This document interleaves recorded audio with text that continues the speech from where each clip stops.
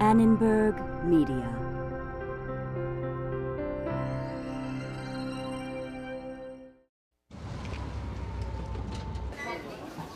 The WTO, the World Trade Organization, where 150 member nations set the rules for international trade. In 50 years of lifting trade barriers, the WTO and its predecessor, the General Agreement on Tariffs and Trade, or GATT, have demonstrated that freer trade means more trade. So, why are more and more nations settling their trade problems not through the WTO, but by forming regional trading blocs? Trade liberalization and regional trading blocs. What's the best way to liberalize trade? We'll find out when we look inside the global economy.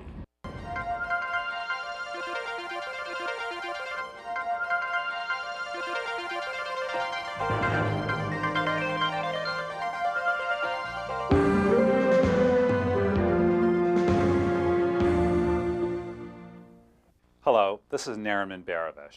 In this segment of Inside the Global Economy, we'll be talking about trade liberalization and the formation of regional trading blocs. To their credit, many policymakers around the world during the post-war period have absorbed the lessons of the advantages of free trade and the problems and costs of protectionism. And they have tried to institute a number of efforts to liberalize trade.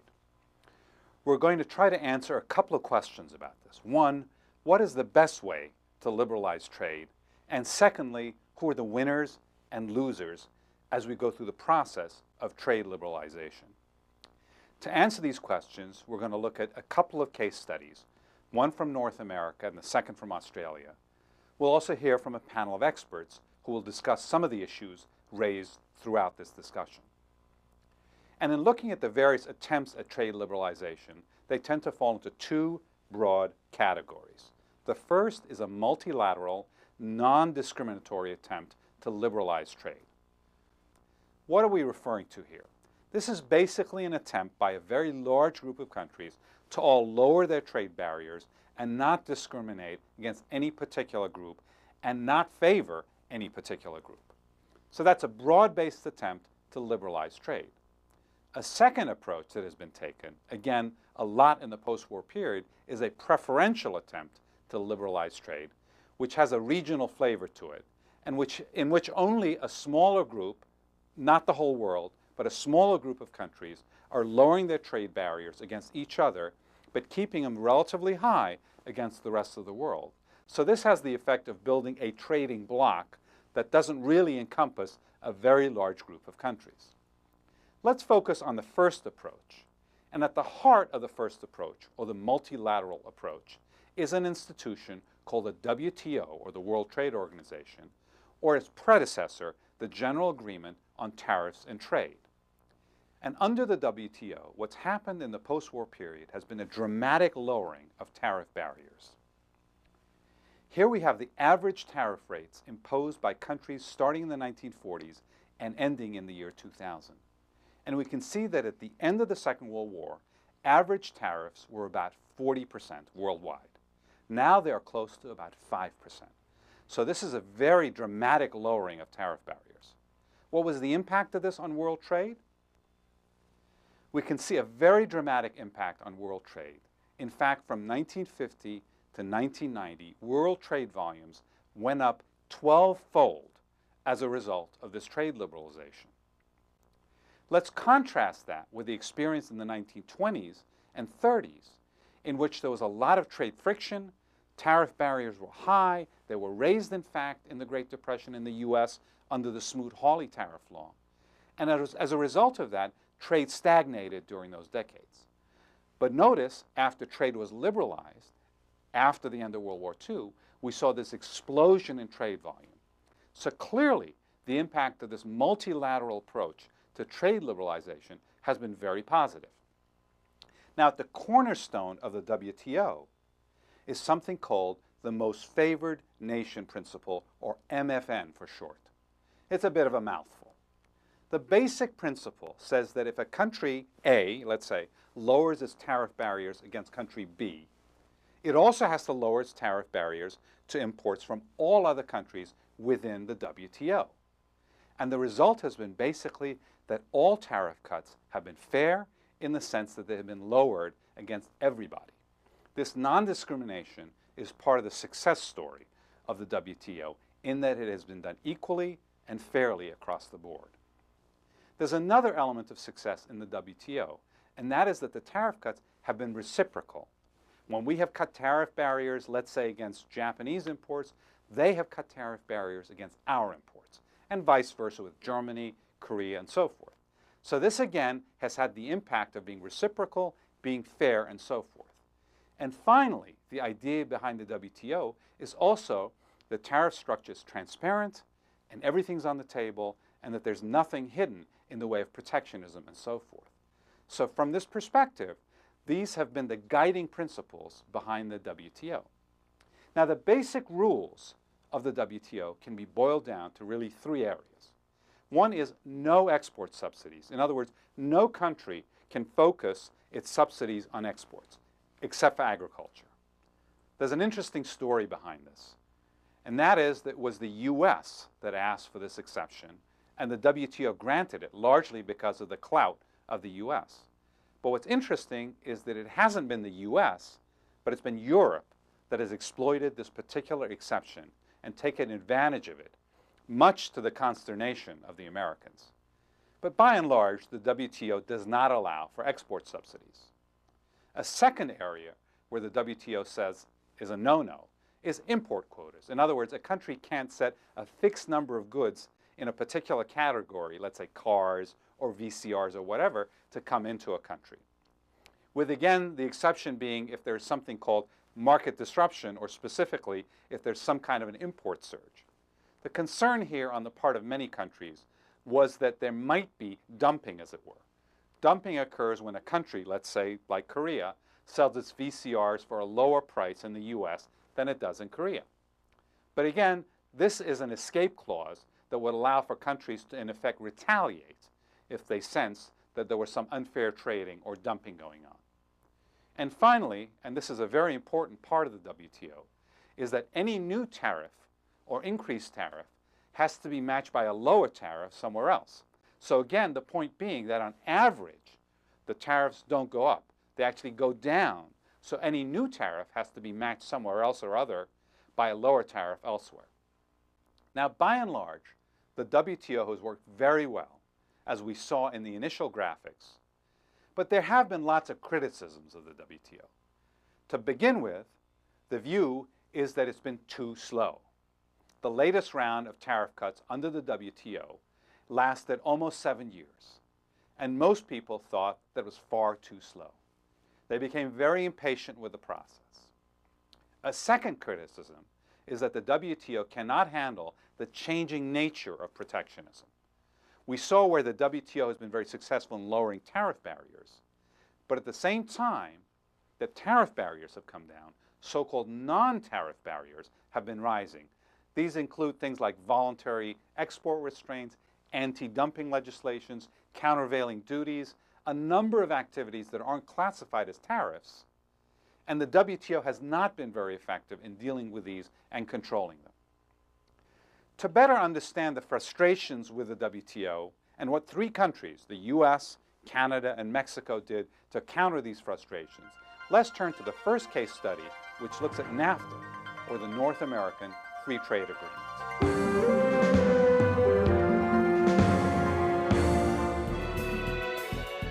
As Congress was considering passage of the North American Free Trade Agreement in 1993, workers in the United States grew increasingly apprehensive about losing their jobs.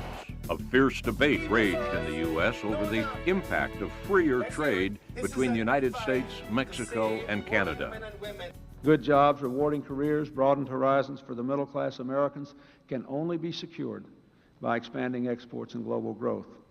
Pay $1 an hour for your labor, have no health care, that's the most expensive single element in making a car, have no environmental controls, no pollution controls, and no retirement, and you don't care about anything but making money, there will be a giant sucking sound going south. In Mexico, farmers felt threatened, but most Mexican workers were hopeful that their living standards would be improved.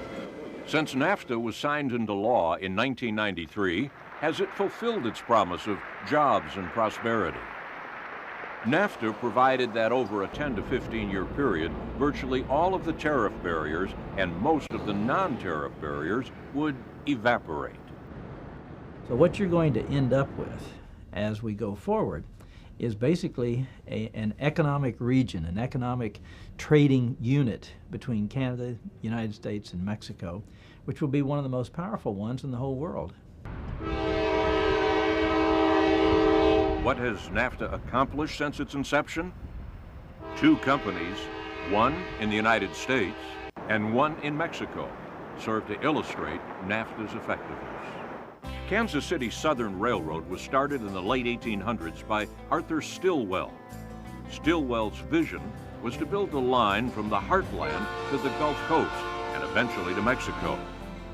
Before NAFTA, Kansas City Southern was under constant threat of having to merge with the more powerful railroad giants in order to survive.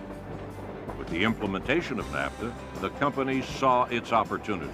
With our north-south orientation, we believed that if we could make an investment in Mexico and tie it into our line, that we could develop what we call the NAFTA Railroad. Kansas City Southern started operations to Mexico in June of 1997, transporting auto parts, grain, consumer products, and automobiles. We have not hired more people, but you have to remember that had we not made that investment in Mexico, we would have probably had to lay off hundreds of people. We probably wouldn't be here today if it had not been for NAFTA. So even though we haven't increased jobs, we certainly have protected those jobs that we have in our company. The NAFTA Railroad is an example of the kind of investment in infrastructure so sorely needed in Mexico. While the NAFTA Railroad didn't create jobs for its own operation, the fact that it could provide efficient and economical two-way transportation of goods indirectly generated jobs in other sectors on both sides of the border. The choice in many sectors is, do you want to produce a particular good with Mexican workers in the US, or would you rather produce the same product with Mexican workers in Mexico, with US components? In order to allow for those sort of operations, you need a frictionless border. The challenge, of course, is to build that transportation infrastructure system that will allow for the true benefits of NAFTA really to flourish and to then spread around the continent. Bimbo Bakeries was founded 57 years ago in a small Mexico City storefront. It is now the largest bakery in Mexico. At about the time NAFTA was implemented, Bimbo decided conditions were ripe to have a stronger presence in the U.S., investing heavily in new facilities and acquiring such products as Entenmann pastries, Thomas's English muffins, and Boboli pizza kits. Bimbo's relationship to the U.S. market is mutually beneficial, as it imports much of its main ingredient supplies and equipment from the United States. In our case, I think that jobs have been created on both sides of the border because of NAFTA. We now have close to almost 10,000 people working in the U.S. In Mexico, we now have a much more stable economy because of NAFTA. So certainly our standard of living and the employment opportunities for associates are much broader now than they were before. I think Bimbo is leading the way for other Mexican companies to invest in the U.S. And I think that is one of the counterintuitive results of the NAFTA. Because of NAFTA, Mexico is a large recipient of direct U.S. investment. But also because of NAFTA, Mexico is becoming a large investor in the United States, averaging $800 million per year. In addition, Mexico now buys 14% of goods the U.S. exports to the world. 35% of U.S. trade is with Canada and Mexico. A remarkable and deep integration. But labor representatives have concerns about the implications of free trade for workers. And I think the point is not so much that trade between Mexico and Canada and the United States is bad, or that investment between those countries is bad, but it's the question of what is the set of rules that NAFTA put in place, and how has that impacted average working people in the different countries. So we look at a couple of different yardsticks. One is certainly here in the United States, we've lost over 500,000 jobs, according to the Labor Department, just since NAFTA went into effect, jobs that have moved to Mexico or Canada. You look at Mexico, which was supposed to be the big winner from NAFTA, and there poverty is growing, inequality is growing, and real wages are actually lower than they were before NAFTA went into effect. There has not been a net loss of jobs in the United States because of NAFTA. We have lost some jobs, but we have created far more jobs. So the net increase in jobs, by anybody's standards, has been proven to be true. We have kept the higher paying jobs, on average, jobs in the United States that are related to producing goods and services for export, in this case NAFTA, pay about 15% higher than jobs where the goods and services are consumed inside the United States. When people look at international trade, they tend to focus on the very short run. They think about what happens if we buy more products from abroad at the expense of buying them at home. There's likely to be some job loss. So that's what people look at. But what they often ignore is the fact that once the economy adjusts, once people move out of jobs which are not competitive in the global economy and actually find jobs which are, once they make those adjustments, they can earn higher wages and indeed can be more secure than they were originally. So over the long run, the benefits from trade basically come in the form of giving better jobs rather than just creating employment opportunities. Now, you had some sectors that have experienced job losses, both in Mexico and in the US. But these job losses, in my view, are more related to the globalization than the NAFTA. Let me give you a couple of examples.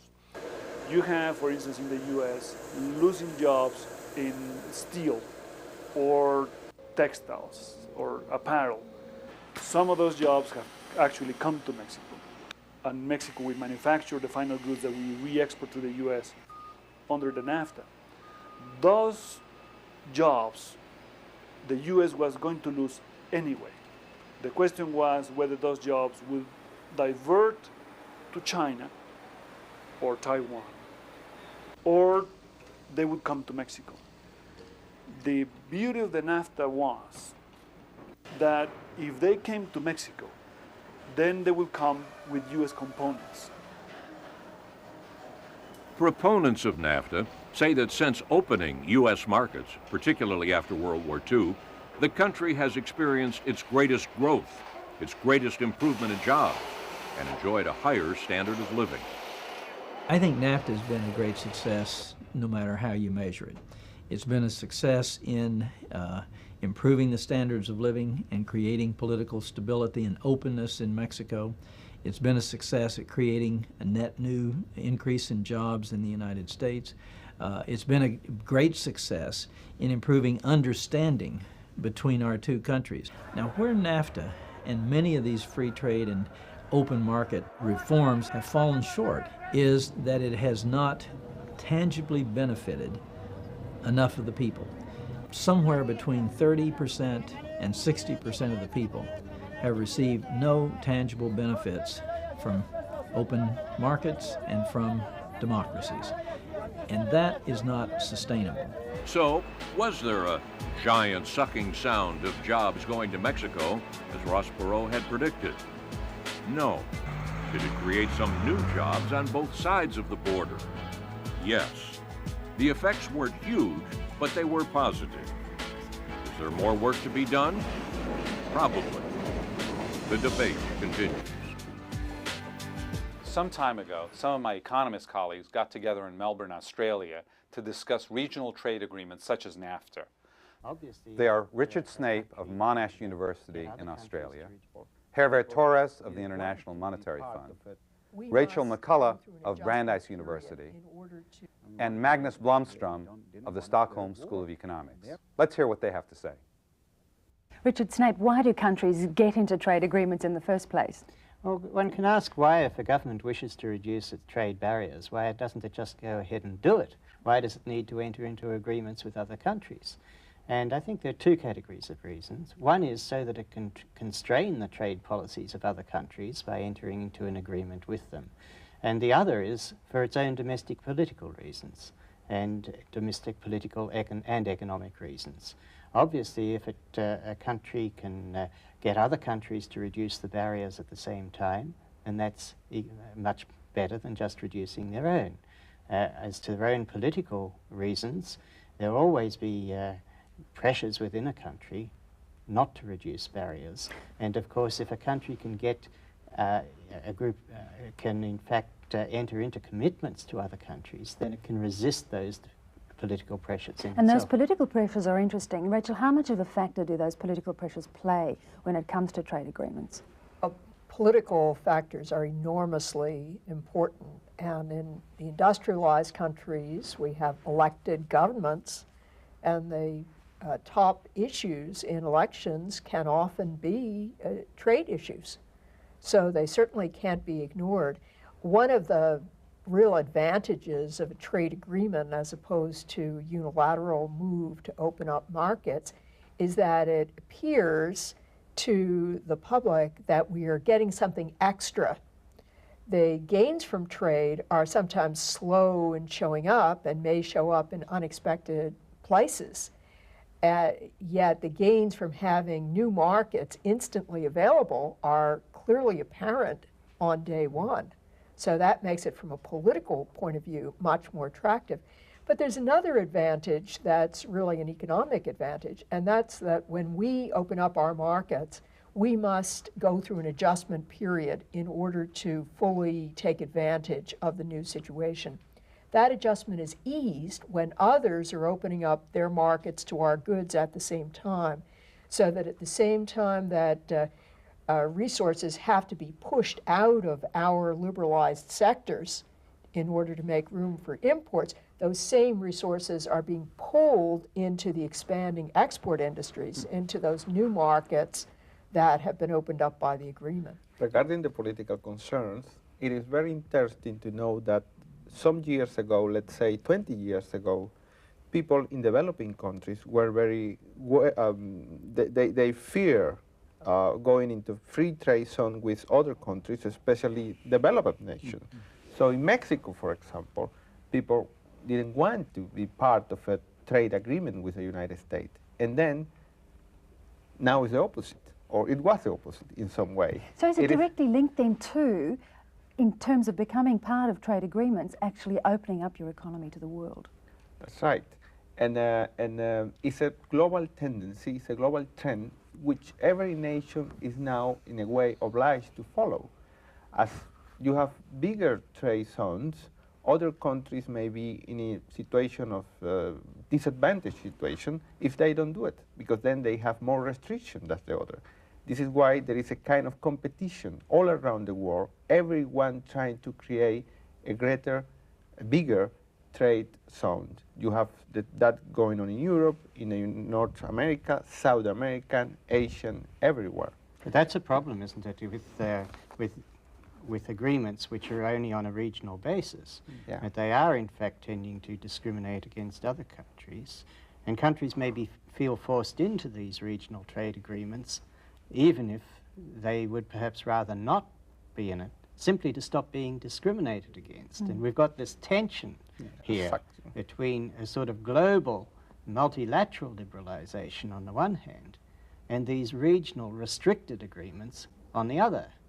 And we know that the best thing for the world as a whole is probably to have open trade. Does time play a part, though, as well, in actually, if multilateral agreements are taking such a long time to get going, is that another reason why bilateral agreements start up? No, time is certainly, and just as Rachel said, that's certainly a very important thing, that you do it both sides. So, because if you face this tremendous structural adjustment that is necessary, and you have nowhere to outlet for your products, then you will be in deep trouble. But regarding the political motivation of a free trade agreement, it may be pulled out, or it may be pursued as because of political reasons, as it may have been the case of Europe, as Magnus says. But you are not going to succeed if the economic are not right. And we have examples. In Latin America, we, for many years, tried to have a pact, tried to have a trade agreement just because of political reasons. We wanted to be part of a very big nation, of a very big area, the South American big country. But the fundamentals were not right. So the pact agreement didn't work. In order to work, you may need political consensus, of course, but you also need the economies moving in the right direction also. Herbert, thank you very much. To summarize what we saw in this case study, the US, Canada, and Mexico came together and formed a free trade area. What do we mean by a free trade area? And more generally, let's look at the various ways in which economic integration can occur. We'll look at 4 different ways in which economies can do this. The first is a free trade area like NAFTA. This basically means that countries such as the US, Canada, and Mexico agree to lower and eventually eliminate all trade barriers for goods being traded between them. Now, what also stays in place here, of course, is the trade barriers that the US, Canada, and Mexico have with the rest of the world. So those don't change, but what gets eliminated are the trade barriers among these countries. Now, countries can take this one step further and form what is called a customs union. And the difference between this and a free trade area is that the participating countries agree that the barriers around this bloc with the rest of the world are going to be uniform. So now they agree on a uniform trade barrier around this customs union. So that's the next level of integration. The third level of integration is something called a common market. This is like a customs union with the added benefit that it allows for the free movement of factors of production like labor, capital, and technology. So it provides even more integration among the participating countries. And the final kind of economic union is indeed something called an economic union, in which not only do all the other forms of integration take place, but the economies participating agree to coordinate their fiscal and monetary policies and other socioeconomic policies. The most well-known example of a common market is the European Union. Again, to remind you, the common market not only lowers tariff barriers and imposes a uniform barrier with the rest of the world, but also allows for the free movement of capital, labor, and technology among the countries. Finally, there are a couple of examples of an economic union. The first is the economic union formed by Belgium, the Netherlands, and Luxembourg, the so-called Benelux countries. And the second one is the USA, of course. And the USA is not only an economic union, but also a political union in the sense that the 50 states function together. They have the same monetary policy, the same fiscal policy, and so on. Now, it's interesting to reconcile, especially the customs union and common market and economic union, with the rules of the World Trade Organization, the WTO. If you remember, the most favored nation clause said that if you lower your tariff barriers against one country, you have to lower them against all other countries, in fact, all of the WTO countries. But there's an opt-out for customs unions and common markets. And the opt-out says that in a customs union and a common market, the external tariff barrier, the tariff barrier for the rest of the world, has to be no higher than the average barrier of the countries in that union. So it's a way of trying to get this customs union or common market to keep its tariff barriers low, but obviously can't force them to eliminate these barriers completely with the rest of the world. Now, as we look at trade barriers and the removal of trade barriers in trading blocs, the formation of trading blocs, clearly there are benefits and losses. We're going to focus first on the benefits of joining a trading bloc. And we're going to do that using this analysis here of the supply and demand for automobiles in Sweden. Now, a couple of caveats about this analysis. First, it's static in nature. It doesn't look at the time path of changes that might occur. And secondly, it's partial in the sense that it just looks at Sweden and not at the rest of the world. But again, it can help us to illustrate some of the points we're trying to make. And in this market, the demand curve slopes downward from the top left to the bottom right.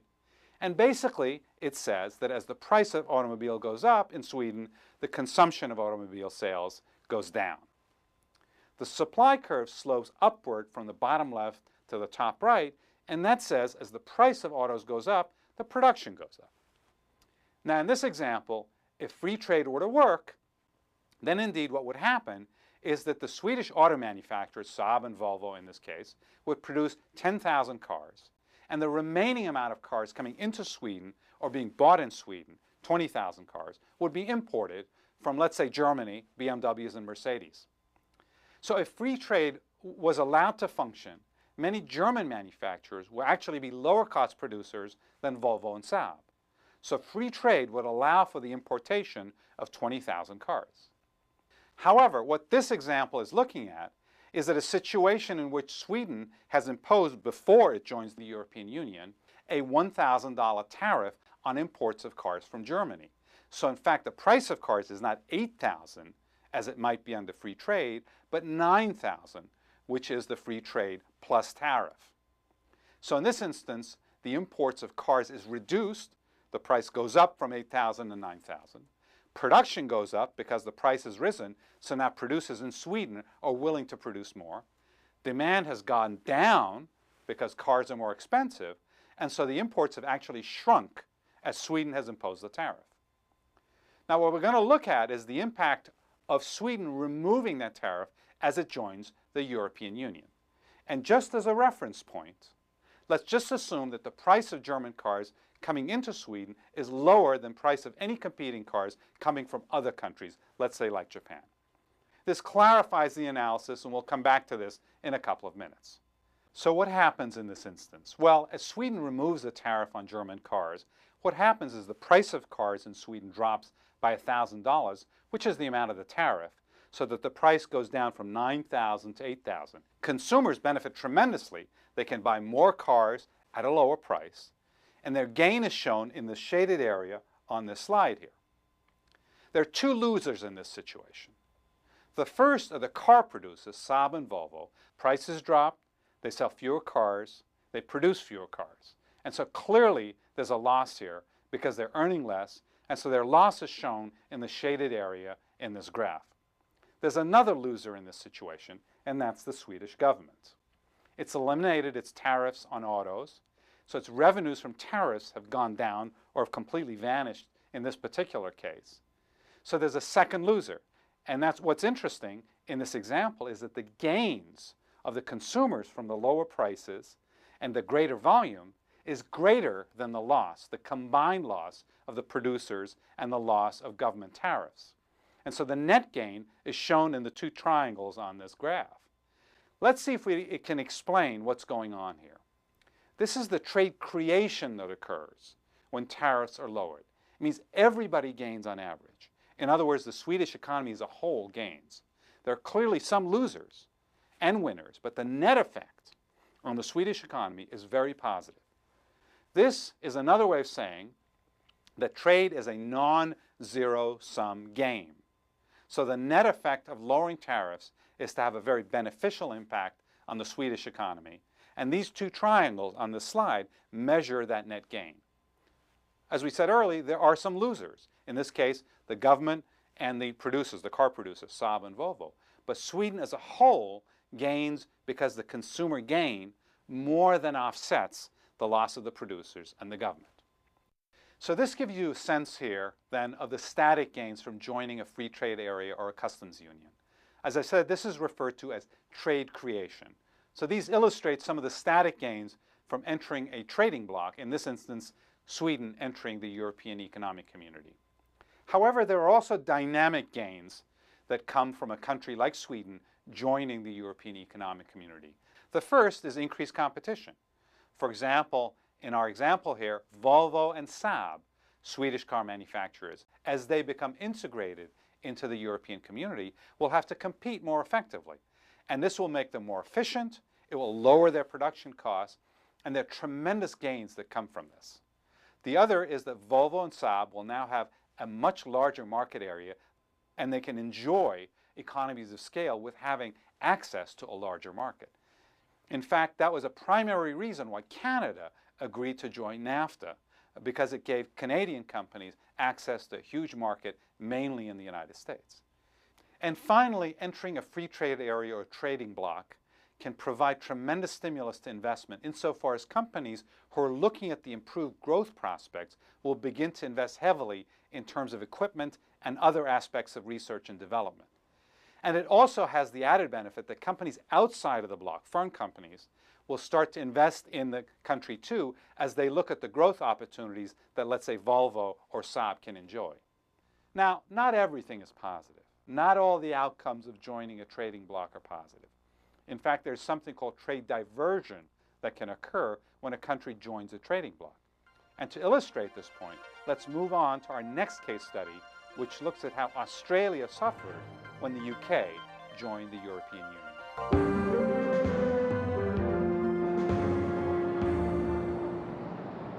In 1973, life in Britain changed. Prices of agricultural products increased sharply. It cost families more to keep food on the table. Do you want a sausage, Richard? It wasn't an accident. A government decision pushed prices up. Britain turned away from cheaper produce from its former colony, Australia. Instead, Britain increased rural output and bought rural commodities from its more expensive European neighbours. But why was that decision made? Was there a gain to compensate the pain?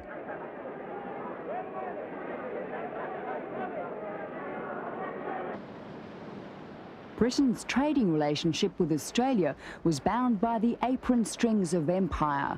The former colony had long supplied food to the plates of Mother England. In 1950, a third of Australia's exports landed in Britain. But in 1973, those apron strings were cut. Britain signed an agreement to join its neighbours in the European Community, or EC.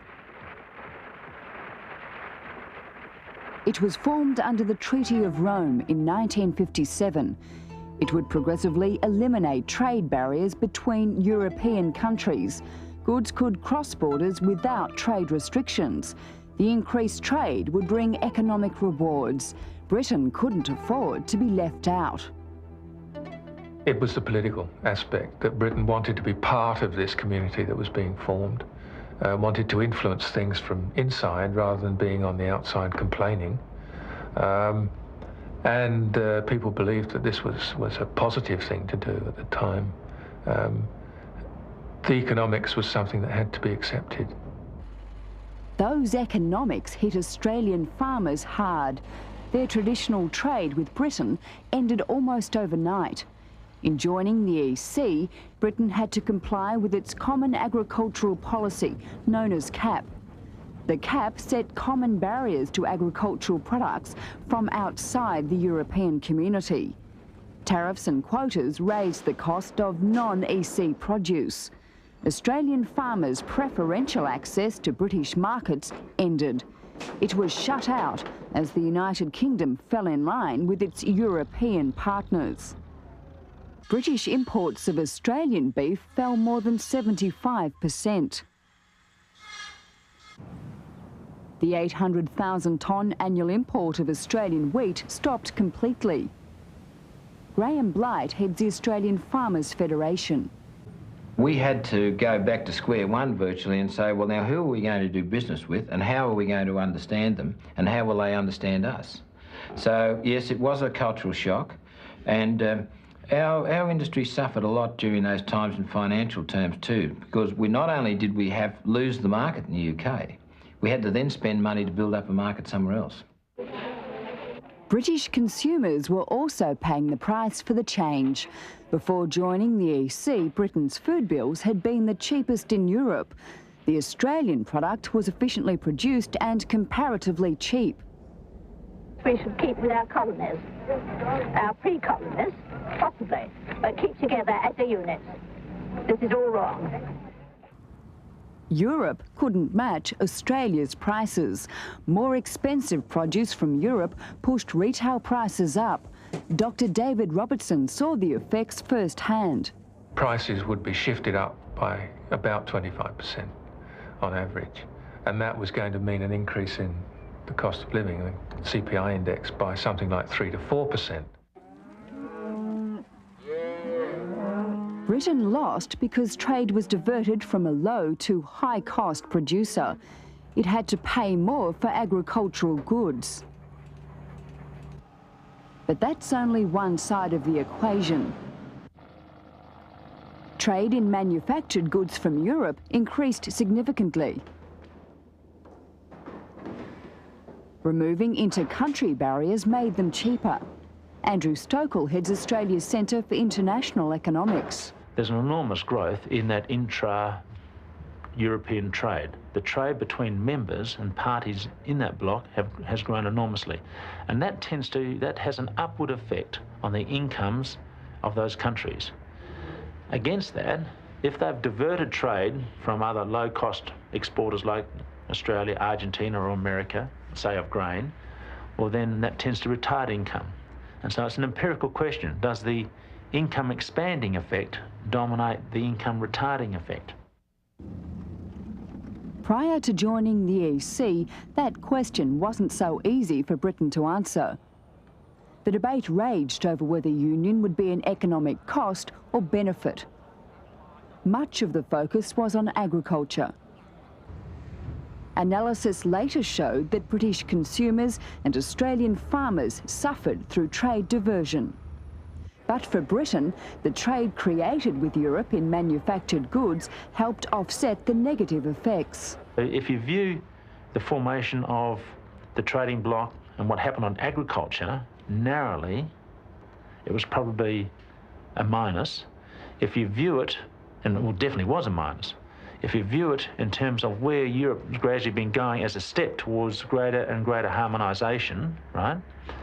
And there's been no real evidence of the external barriers to trade rising by Europe, well then that trade bloc's probably been a good thing.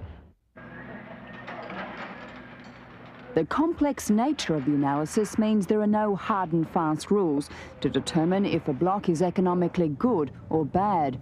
But an integral factor is what happens to the common external barriers and what effect that has on trade. Even if external barriers don't rise, trade is diverted.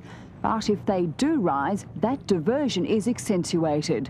When Britain joined the EC, British food shoppers and Australian farmers were clear losers. But as Britain found, even if some trade is diverted, trade created by the removal of internal barriers between bloc countries can compensate.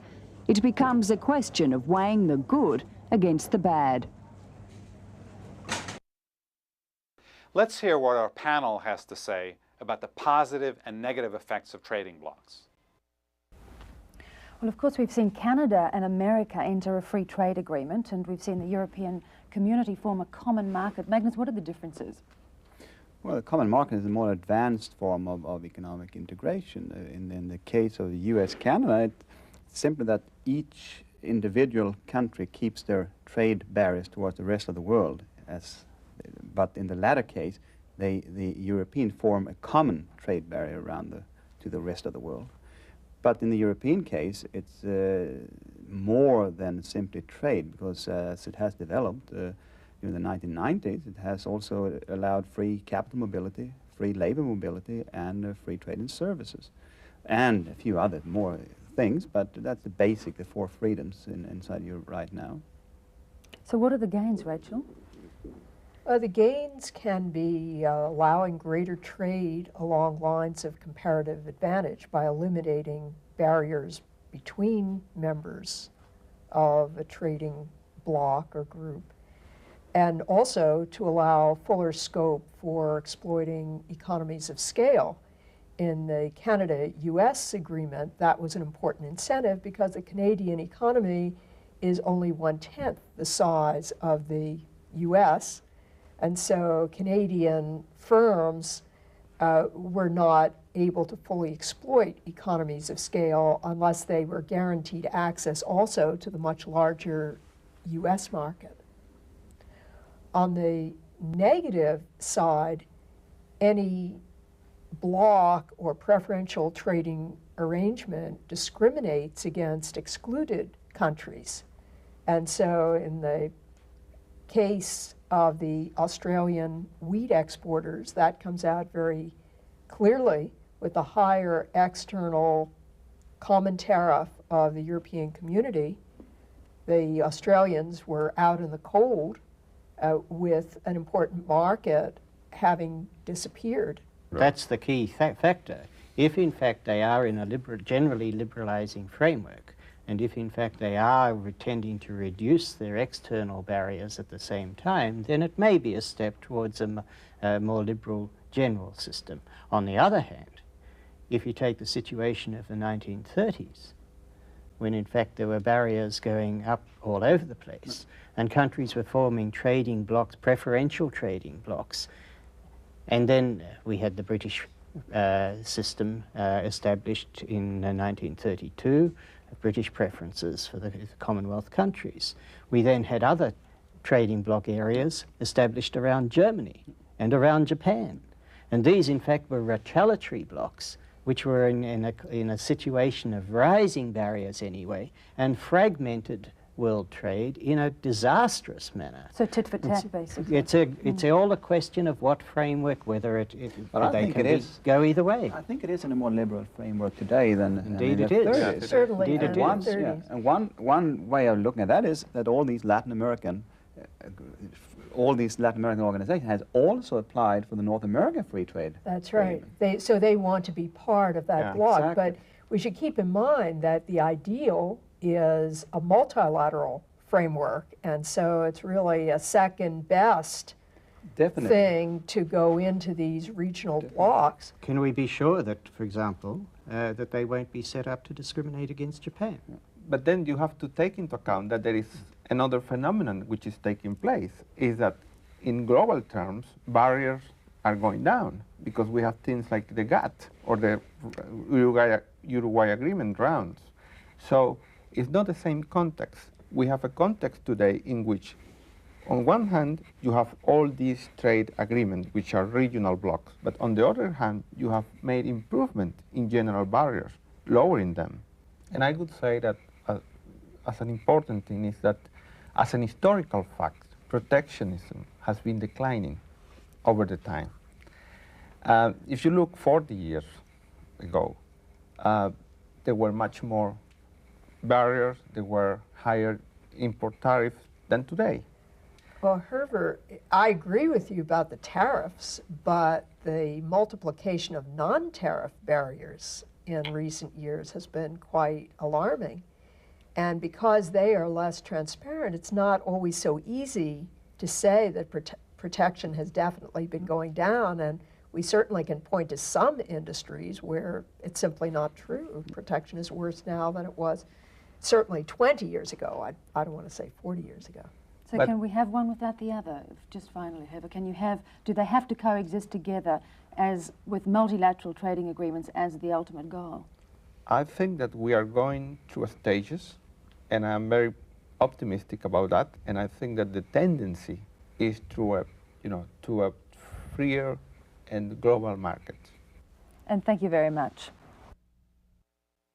Let's see if we can reinforce the basic message of this case study, and that is that the UK diverted its imports away from the low-cost producer, in this case Australia, to a higher-cost producer, in this case the rest of the European community. And that was clearly a problem. We're going to try to illustrate this point of trade diversion by going back to the example we had about Swedish cars. In this example, if you remember, we've got the supply and demand here for cars in Sweden. And in the example, Sweden has a $1,000 tariff on cars coming from the rest of the world. And originally in our example, we had talked about Germany being the low-cost producer of cars outside of Sweden. So Sweden lowered its tariff, therefore more cars from Germany came into Sweden, and there was trade creation. What if in this example, Germany is no longer the low-cost producer, but Korea is now the low-cost producer of automobiles? What happens in this instance is that as it enters the European Union, Sweden lowers its tariffs and eliminates them, in fact, against German cars, but does not do that with Korean car imports. So the tariffs remain in place against Korean car imports. The impact of this is quite interesting because there's both trade creation and trade diversion going on here. Let's see if we can illustrate this. The triangles in this diagram show the gains that Sweden gets in terms of trading with the European Union as it lowers its tariff barriers against German car imports. However, because even without the tariff barriers, the price of German cars is higher than the price of Korean cars, there's a trade diversion effect in the sense that imports of cars from Korea are now discriminated against, so there is a loss associated with that for Sweden. And that is measured by the rectangle here that you can see on the slide, which shows the trade diversion that occurs when there is this kind of discriminatory tariff reduction. Now, this is a static analysis of the losses from a trading bloc that can occur if this kind of trade diversion occurs. There are typically other objections to trading blocs as well. One of them is that many countries are excluded from trading blocs. By their very nature, trading blocs are exclusionary. For example, in the case of the European Union, Turkey has been excluded from it, even though it's been trying to get in. Another problem with trading blocs is they tend to undermine the multilateral efforts at tariff reduction. In other words, one way to say this is that many of the countries forming blocs in Europe and North America are so focused on creating the trading blocs that that dissipates some of their energy that they might be putting into reducing tariffs on a multilateral basis. Also, trading blocs increase the likelihood of trade friction and trade wars because as blocs get larger, they tend to exert their economic clout and can throw their weight around, and that can create problems. In fact, many people have suggested that part of the problem with the WTO and the fact that the WTO has been so slow in resolving some of the trade issues worldwide is the second and third points in this slide, namely that as blocs have developed, that has undermined the WTO and has also increased trade friction worldwide. Now, we've talked about trade creation, we've talked about trade diversion. It's worth it to ask, under what circumstances will the formation of a trading bloc create more trade than it will divert? We're going to list 6 reasons, 3 of which show up on this screen. To begin with, the higher the pre-bloc barriers, then the less trade will be diverted and the more trade will be created. The idea is if the barriers among the countries in the bloc are high and they are lowered, then the chances are there'll be a lot of trade creation, which will probably be more than offset any trade diversion with the rest of the world. Second, if the external barriers around the bloc, in other words, with the rest of the world, are relatively low, then there's not going to be a lot of trade diversion in the sense that goods from the rest of the world outside the bloc can come in very easily. Third, the larger the number of countries in the bloc, in the extreme, let's say, if the bloc took up the whole world, then obviously there's going to be very little trade diversion. In other words, the less exclusionary the bloc is, the less trade diversion that's going to occur. Fourth, the more competitive the countries and companies within the bloc means that the lower the prices will be within the bloc, and so therefore the less exclusionary that bloc will be relative to prices outside the bloc. Fifth, the closer the geographic proximity of the countries within the bloc, then the more trade creation and the less trade diversion there will be. This has to do with transportation costs, and also if you look at the map of the world and you look at the major trading blocs, you see that they are formed by countries that are neighbors. So geographic proximity clearly has a strong influence in terms of how much trade creation takes place. And then finally, the greater the pre-bloc trade among these trading partners, then the greater the trade creation and the less the trade diversion. This is certainly true in the case of Canada and the US.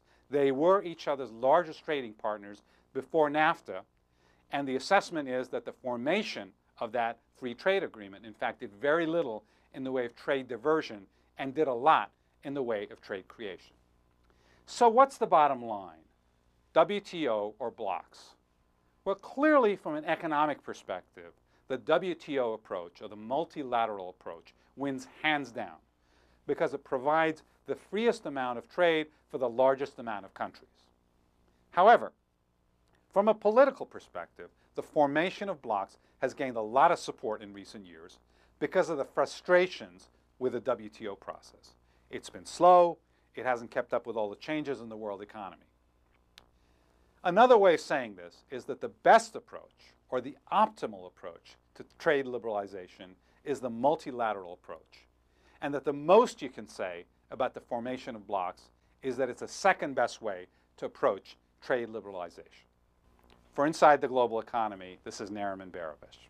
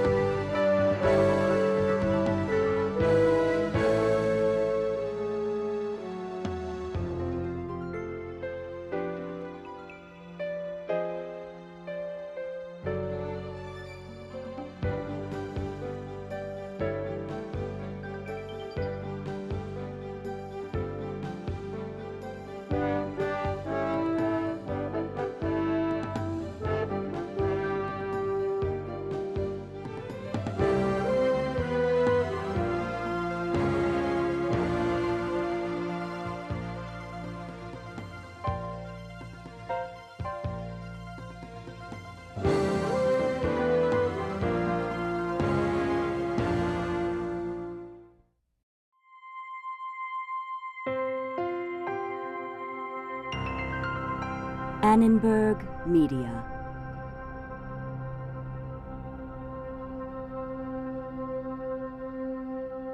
For information about this and other Annenberg Media programs, call 1-800-LEARNER and visit us at www.learner.org.